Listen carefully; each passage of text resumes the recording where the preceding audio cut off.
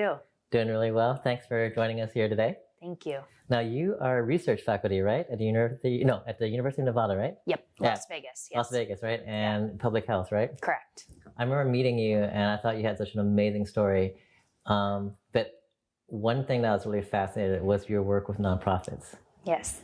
Right. So you've been involved in a lot of nonprofits, but you're also learning a lot about nonprofits. You did a lot of work in Haiti, right? Correct. A little bit in Haiti, a little bit here in the States. Tell me, what was it about Haiti, or how did you choose that part of the world to engage, and what have you learned from your time out there? I have always had a huge passion for global health and just fundamental healthcare in general. Mm-hmm. My entire life, I wanted to be, from when I was itty bitty, I wanted to be a doctor. And so I started out wanting to be a neurosurgeon, and then I went through a lot of stuff with my own health when I was in college and started realizing that as much as it, from an ego standpoint, it sounds cool to be a surgeon and it's what everybody dreams of when they're little. But at the end of the day, if you can teach people how to help themselves, you're giving them the biggest gift in the world. So I went into physical therapy, and then just because of kind of that interest in global health and all of that, I started working with a few different nonprofits, and one specifically in Haiti.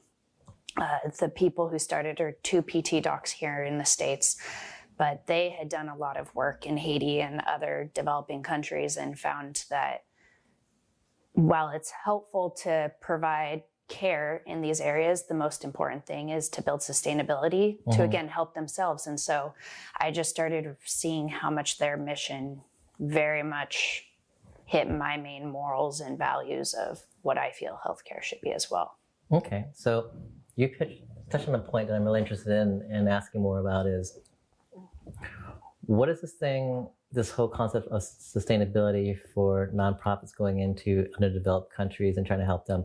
What is one of the biggest mistakes that you see over and over again that nonprofits who are doing it for the first time and aren't thinking about sustainability, what are they doing wrong? They are taking their values and their culture and pressing it onto another culture. So while there are amazing things from every aspect of different cultures, you can't assume and be ignorant going somewhere else that they want you to take over their culture and change, you know? It's very important to keep in mind like what their values and how they function on a daily basis, because if you just assume Western medicine is the fix, that could be very detrimental. And if anything, you lose their trust, and you have to build that trust and that relationship before you try and help. Do you have an example of when that happened, when someone goes in there with the best intentions but not the understanding of the dynamics and actually does more damage? Yes, there was a little boy who came into the clinic in Haiti, was 3 years old. Here in the States, he would have been diagnosed with a neonatal stroke or CP. But in Haiti, they believed he was born with evil spirits. And so the parents had told the clinicians at our hospital about how they were on 24-hour watch of their child, because in Haiti, it's very common practice with their rituals to slit their extremities so the child bleeds out, and they carry the child around the village. And as the child's screaming, their views are that the screams are getting the evil spirits out. And they do that until the child no longer screams. And then they go back to the center of the village. And once the child is dead, they do a final ritual to remove all spirits. And that's how they believe they're getting rid of these illnesses. And while in Western medicine, that's very different than what we believe. You can't just go and inflict your views and your beliefs on them and tell them everything you're doing is wrong. You're wrong and you're killing this child for wrong causes. You know, while somebody here in the States may believe that, you can't go to a whole nother culture and tell them they're wrong and their beliefs are wrong. So you have to understand and find a way to help in a way that is helpful to them and not what you believe is helpful.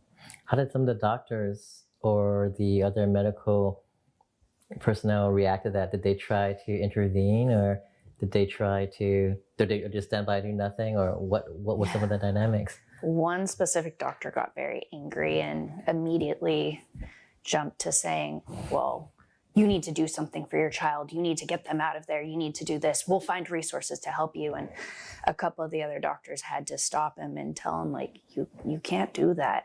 Like, so it is hard. But yes, so when you react emotionally because it's not in your belief system, it's hard to take a step back and see that they handle things differently. And so more than anything, the clinic helped this child the most by providing assistive devices and resources, because if the child could be up and ambulatory on his own, then maybe their culture wouldn't see it as so much of a negative. So if you can change how he's viewed rather than changing their belief system, then that also helps them. So we provided him with AFOs and a little bit of assistive devices, and he was able to be up and walking and moving around in his culture. So then they changed how they viewed him rather than us inflicting our views on them. Wow. What are some of the things that you would advise new up-and-coming nonprofits who have all the best intentions of going in and trying to make an impact in a developing country or a culture, but don't understand the importance of sustainability as a part of the plan? What are some really core business plans, advice that you would give those up-and-coming nonprofit? Partnership. It has to be partnership, because it's not as simple as just basic health care. You can't go in thinking you're just providing primary care, because when you look at health, healthcare is 20% of health. Right. And it's so easy for us to, as healthcare providers, we think of health and healthcare as synonymous, but it's not. Health is emotional health, it's nutrition, it's environmental health, it's education, it's social, so there's so many different facets that if you think you're going in and making these people live a healthier life by just providing health care, you're forgetting about 80% of the other issues. And you have to partner with other people. Like in Haiti, they have no environmental waste system. They have their environmental waste is throwing baskets of their waste in the ocean. Okay. So again, that's a huge component of health that if you're looking at just that very narrow view, are you really helping? So what I'm hearing is really about understanding infrastructure. Yes. It's one of those, I feel like the more I learn, and I'm far from the expert on any of this, especially through implementation science, there's so much, far from the expert. But the more you learn, the less you understand. No, that makes sense. What are some areas that you think that you want to educate, now that you're a faculty of a research facility, what are things that you feel like you really want to impart in terms of understanding knowledge, morals, values in your students as they're coming up to become professionals themselves? Being understanding of the person as a whole, and how there's a very different view. So I have my doctorate in physical therapy. Right. So as a clinician, you look at the individual. Now I'm finishing up my PhD in epidemiology, and epidemiology looks at population. Right. So there's this very different view of looking at the population versus the individual. But I think there's that fine line between the two that you have to look at. And I don't think I would have had this viewpoint if I did stay as just a clinician and didn't step into more of the public health view. What do you think, what did you learn about healthcare, especially from your point of view as epidemiology and as an individual, from the last 2 years of watching our healthcare system perform during a pandemic? What have you like, yep, I knew that was going to happen, or okay, that's something that we definitely need to address? Like, what are some insights that you gained from the last 2 years of watching our performance? It has been a very interesting experience finishing my PhD in epidemiology in the middle of a pandemic. Right. This is something, my first 2 years of my PhD, you learn about epidemics, pandemics, outbreaks, and it's completely theoretical. So now going through this, the second half of this, it's been very interesting. And again, people push their own beliefs and systems on something that maybe shouldn't be there. Without going political, I truly feel healthcare shouldn't be political. And all people should be having the right of health and being able to function throughout their lives. So when it turns into a political debate of whether people should be healthy or not, it's hard, you know? Yeah. How does it become political? Even something as simple as access to healthcare has turned into a political thing. If you say all people deserve access to healthcare, they assume you're believing in socialism. And it's not always necessarily the truth. It's people just everybody deserves to have the same access to living their best possible life, regardless of what your political belief is. What are some things that you try to teach your students in terms of how you would like them to view healthcare going forward, in terms of trying not to be political, but from a more just basic fundamental right? Thinking about more than your single scope. So physical therapy, for example, it's very easy to get stuck in looking at one thing, or anything in medicine, especially the more you specialize, the more you have tunnel vision. And and pediatrics or cardiology, you look at that main thing, and if you have a hammer, everything's a nail type assumption. And so I, especially with students coming into physical therapy or coming into any health field, teaching them just to keep an open eye and open perspective on the individual and what is going on, and not assume it's something just based on your own beliefs. So based on your observation of teaching, I'm curious to see what your point of view is on this.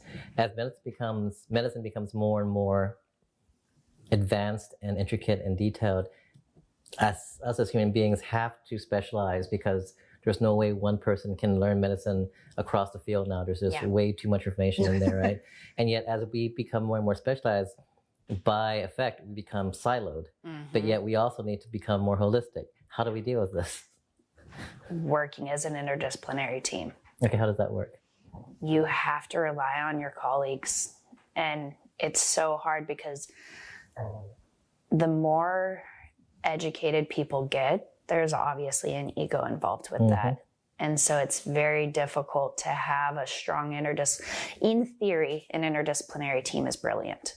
In practice, it's difficult because you always have to have somebody in control or being the leader of it. And at the end of the day, when you have very intelligent people in the room, it's not as easy as it sounds, but that is what's needed, because like you said, the more information and the more we learn, not one person can understand everything. You can't possibly understand every facet of the human body.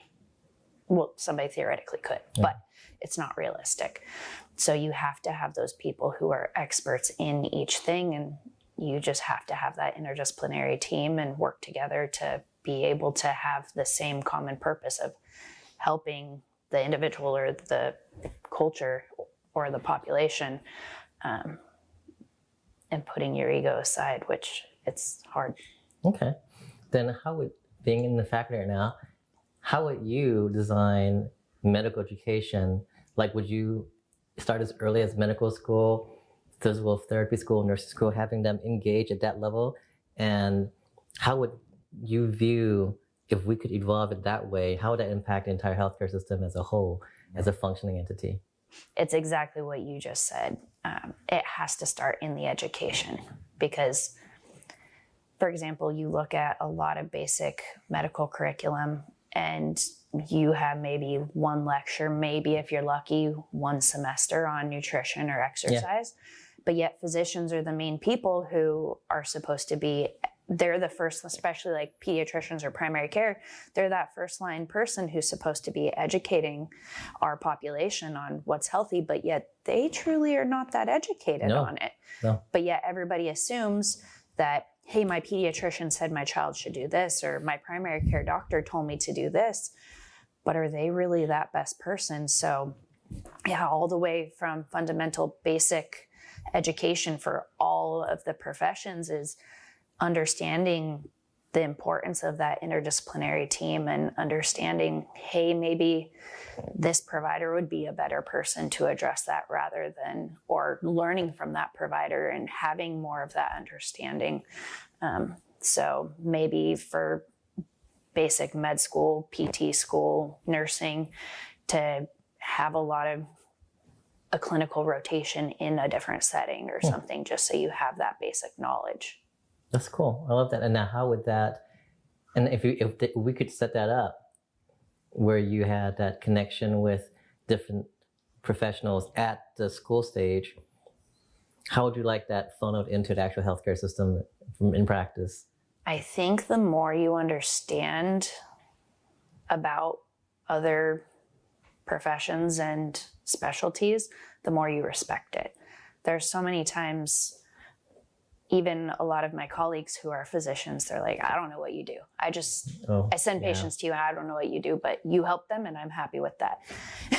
And although I respect that, at the same time, it's hard to truly have that strong relationship when somebody's saying, I have no clue what you do. I don't care what you do. I don't know what you do. Yeah. You do you. And so if there's that level of respect at the very beginning when you're learning your education and you believe the importance of each of the people on your team, I think that very much then is related to the patient as well. Because as a physician, if you don't truly have respect for the nurse or as the physical therapist or the nutritionist, registered dietitian, then is your patient really going to either? Because as a physician, you do have that power. Patients believe every word that comes out of your mouth a lot of the times because you're expected to be that professional. So if you don't believe that this person is a benefit or you don't understand what their benefit is your patient really going to benefit from them? Yeah, I totally couldn't agree more with that. Final question for you guys, running out of time here, is what's the last bits of words of wisdom would you give to our future healthcare professionals, all of them, regardless of what school they're going to right now? Just keep learning and working with other professionals. Some of the most amazing things I've learned and have shaped who I am as a physical therapist isn't from other physical therapists. It's from physicians. It's from other healthcare, like public health workers. So take what you've learned from so many different facets and build that into what you do. You can teach the education, but you can't teach the art of healthcare. I love that. All right. Thank you so much, Brooke. I wish that was given to me when I was going to med school, but I hope the future generation of healthcare providers will take that to heart. Thank you. I appreciate it. Thank you.